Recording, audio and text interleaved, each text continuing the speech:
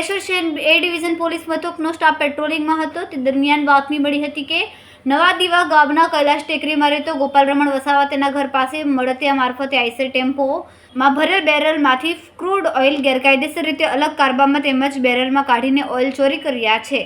હાલ crude oil ચોરી રહ્યા છે. કાઢેલ ઓઇલ અને ડીઝલના કારબા બેરલ ગોપાલના ઘરે સંતાડી રાખેલ છે. જેવી બાતમીના આધારે પોલીસે દરોડા પાડ્યા હતા. પોલીસે બેરલ ભરેલ ટેમ્પોની પાછળ 4 ઇસમો પકડ પાના વડે બેરલનું સીલ તોડતા હોવાનું જણાયું હતું. જેમાં ટેમ્પોમાં રહેલ 30 બેરલ પૈકી 8 બેરલ તૂટેલી હાલતમાં જોવા મળ્યા હતા. જેમાંથી એક પાઇપ વડે ટેમ્પોમાં બેરલ આડું કરીને પ્લાસ્ટિકના કારબામાં 20 લીટર ક્રૂડ ઓઇલ સગેવગે કર્યું હોવાનું સામે આવ્યું. પોલીસે ઓઇલ સગેવગે કરતા રાકેશ રાઠોડની પૂછપરછ કરતા અન્ય 2 કામદાર સાથે મજૂરી તરીકે આવ્યો હોવાનું સાથે ગોપાલ વસાવાએ ફોન કરીને ઓઇલ ભરેલ ટેમ્પો આવે ત્યારે તેમાંથી ક્રૂડ ઓઇલની ચોરી કરી ગંધાર જતા રહેવાનું જણાવ્યું હતું. રિપોર્ટર રવિ સૈયદ, તહેલકા ન્યૂઝ, અંકલેશ્વર.